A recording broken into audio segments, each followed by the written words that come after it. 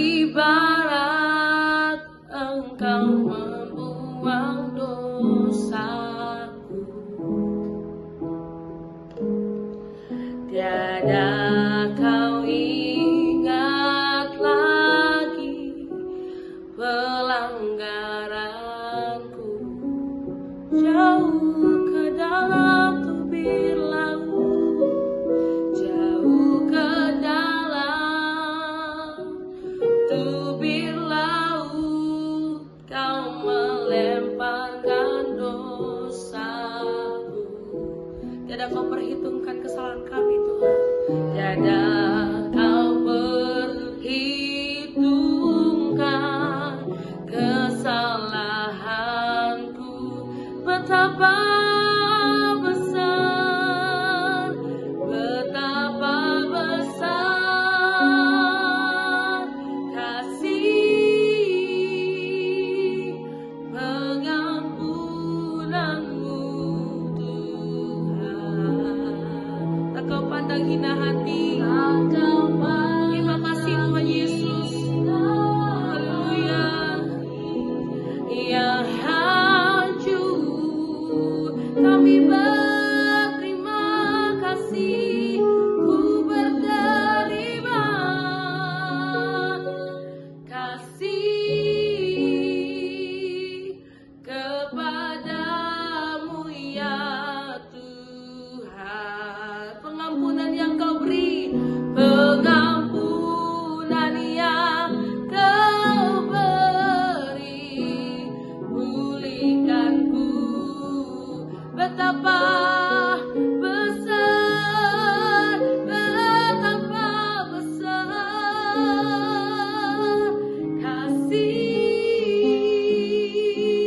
pengampunanmu, Tuhan.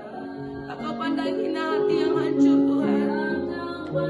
Terima kasih ya Bapa. Kasih-Mu sungguh sempurna bagi kami ya Bapa. Oh, kami berterima kasih, ku berterima kasih kepadamu ya Tuhan. Pengampunan yang kau berpengampunan, pengampunan yang kau pengampunan, pengampunan yang kau beri, pulihkanku. Terima kasih untuk segala pengampunan yang Tuhan berikan kepada kami. Kami bersyukur Tuhan. Kasih-Mu, karena kasih karunia-Mu secara cuma-cuma yang melimpah dalam kehidupan kami. Saat ini kami mendengarkan suara-Mu ya Tuhan.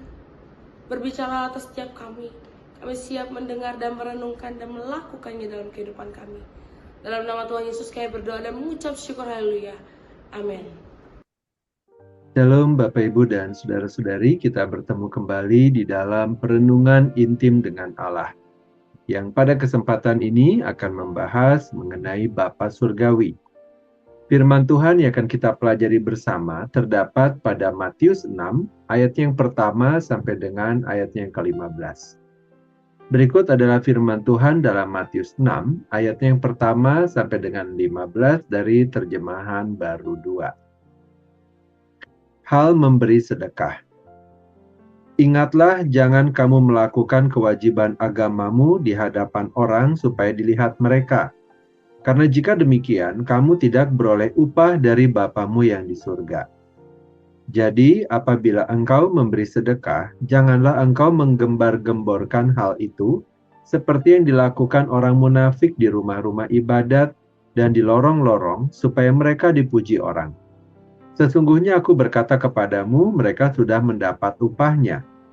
Tetapi jika engkau memberi sedekah, janganlah diketahui tangan kirimu apa yang diperbuat tangan kananmu. Hendaklah sedekahmu itu diberikan dengan tersembunyi, maka Bapamu yang melihat yang tersembunyi akan membalasnya kepadamu. Hal berdoa. Apabila kamu berdoa, janganlah berdoa seperti orang munafik. Mereka suka mengucapkan doanya dengan berdiri dalam rumah-rumah ibadat dan pada tikungan-tikungan jalan raya, supaya mereka dilihat orang. Sesungguhnya aku berkata kepadamu, mereka sudah mendapat upahnya.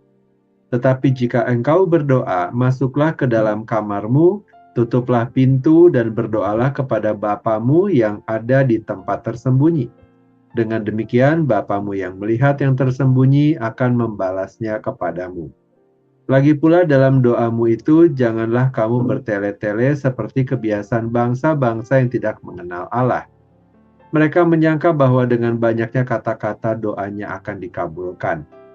Jadi janganlah kamu seperti mereka, karena Bapamu mengetahui apa yang kamu perlukan sebelum kamu minta kepadanya.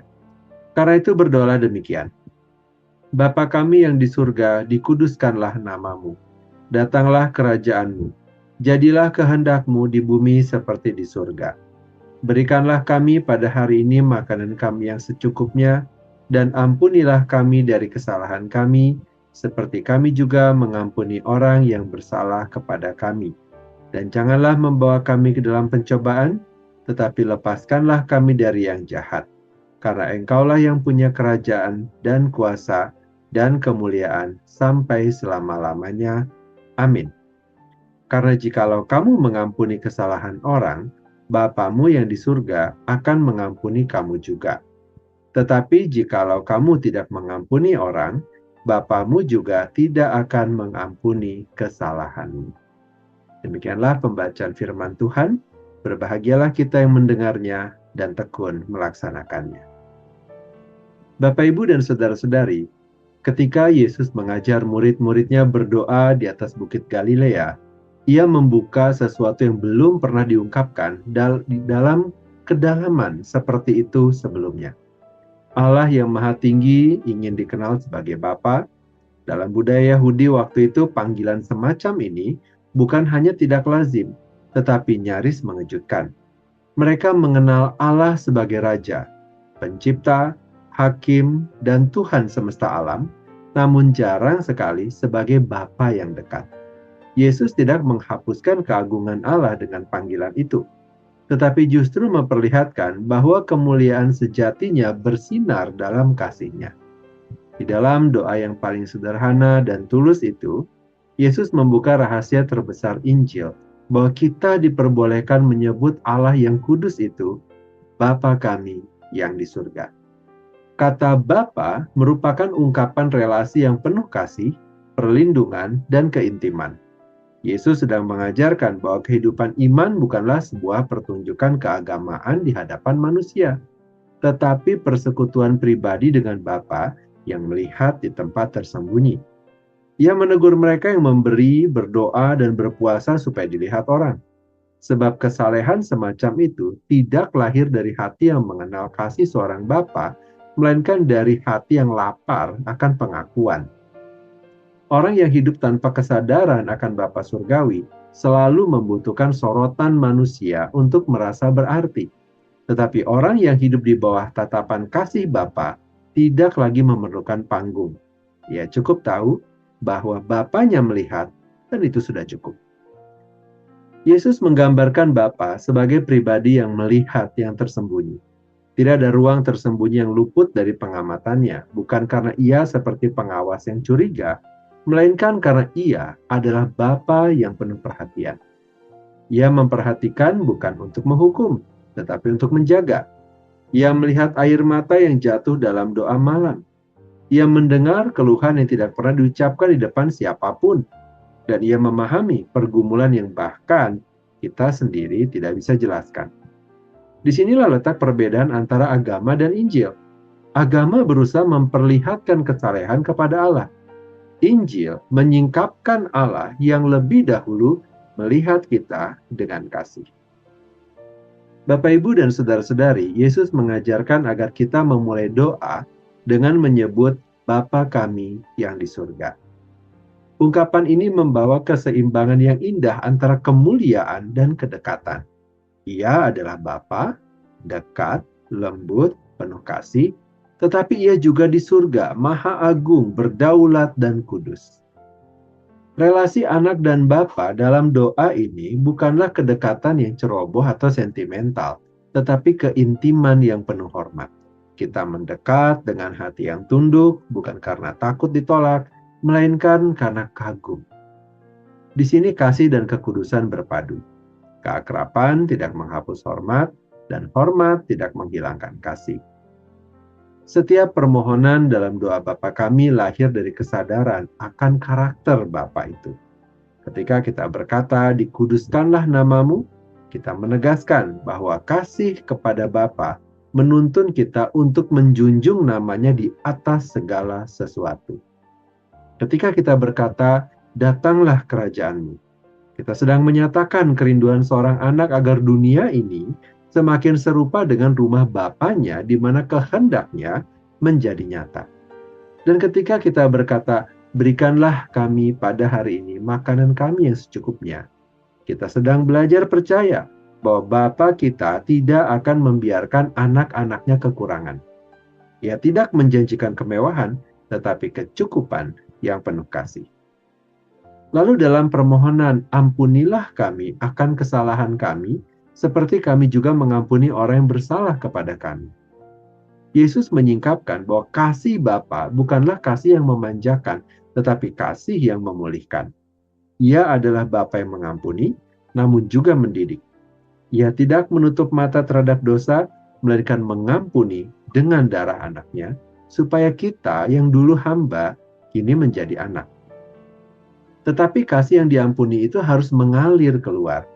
Anak-anak Bapa tidak dapat menahan pengampunan karena mereka tahu betapa mahal harga pengampunan itu dibayar. Orang yang tidak mau mengampuni sesamanya sesungguhnya sedang menolak menjadi anak dari Bapa yang pengasih. Dan akhirnya dalam permohonan, "Janganlah membawa kami ke dalam pencobaan, tetapi lepaskanlah kami daripada yang jahat." Yesus menegaskan sisi lain dari kasih Bapa, kekuatan. Kasihnya bukan hanya lembut, tetapi juga melindungi. Ia menuntun anak-anaknya melewati lembah pencobaan, memegang tangan mereka agar tidak terseret arus kejahatan. Ia bukan Bapa yang diam saat anak-anaknya terjatuh. Ia adalah Bapa yang berlari menghampiri, menegakkan, dan memeluk dengan tangan yang kuat. Dalam kasihnya ada kehangatan. Dalam kuasanya ada keamanan. Bapak, Ibu, dan saudara-saudari, dalam dunia yang sering menuntun manusia mencari nilai diri melalui pengakuan orang lain, Yesus memanggil kita kembali kepada sumber identitas yang sejati, kasih Bapa Surgawi. Ia melihat yang tersembunyi, ia mendengar yang tak terucap, dan ia memberi upah bukan dengan emas atau tepuk tangan, melainkan dengan kehadirannya sendiri. Maka kesalehan sejati bukanlah tentang apa yang kita tampilkan, melainkan tentang siapa yang kita kenal. Ketika kita mengenal Dia sebagai Bapa, maka setiap perbuatan kecil menjadi ibadah, setiap doa menjadi percakapan kasih, dan setiap pengampunan menjadi cerminan dari hati Bapa itu sendiri. Bapak, Ibu, dan saudara-saudari, dalam hidup yang sering terasa penuh tekanan dan tuntutan, panggilan Yesus ini menjadi kabar yang lemah lembut, namun kuat, bahwa kita tidak berjalan sendirian. Bapa Surgawi tidak hanya mengawasi dari kejauhan, Ia hadir di ruang, dan di sanalah dalam pelukan kasih dan kekuatan Bapa Surgawi, jiwa kita menemukan kedamaian yang sejati. Kedamaian yang tidak tergantung pada pujian dunia, tetapi pada tatapan kasih yang tidak pernah berpaling. Mari kita berdoa. Bapa yang baik, kami berterima kasih dan bersyukur atas firman Tuhan dan perenungan yang telah kami dengarkan pada hari ini, yang kembali mengingatkan kami bahwa melalui Kristus Engkau memperkenalkan dirimu bukan sekedar sebagai Allah yang maha tinggi, tetapi sebagai Bapa yang mengenal kami secara pribadi. Engkau adalah Bapa yang melihat yang tersembunyi, mendengar doa dalam keheningan, dan memahami setiap pergumulan anak-anak-Mu lebih dalam daripada yang bisa kami ungkapkan. Terima kasih ya Tuhan, karena Engkau bukan hanya Bapa yang mengampuni, tapi juga yang mendidik dan membentuk kami agar serupa dengan Kristus. Di dalam kelemahan kami, Engkau bekerja, dalam kesunyian Engkau berbicara, Di dalam setiap pergumulan, Engkau menanamkan iman yang sejati. Kami mohon ya Tuhan, bentuklah hati kami agar lebih mengenal dan mengasihi-Mu. Ajarlah kami untuk berdoa bukan demi didengar manusia, tetapi karena kami rindu berbicara dengan-Mu ketika kami berkata, dikuduskanlah nama-Mu. Jadikanlah hidup kami cerminan kekudusan dan kasih-Mu. Ketika kami berkata, datanglah kerajaan-Mu, ubahlah kami menjadi alat untuk menghadirkan keadilan dan damai-Mu. Ketika kami berkata, berikanlah kami makanan kami yang secukupnya, tumbuhkanlah iman yang percaya kepada pemeliharaan-Mu. Dan ketika kami berdoa, ampunilah kami, ubahkan hati kami untuk juga mengampuni sesama. Dalam segala hal, biarlah kami hidup dalam kasih dan kehendak-Mu.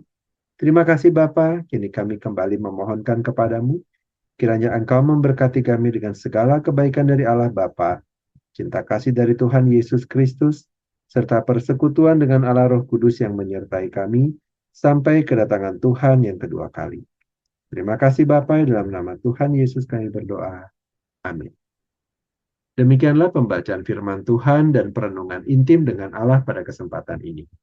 Sampai bertemu kembali di dalam perenungan intim dengan Allah berikutnya. Tuhan Yesus memberkati.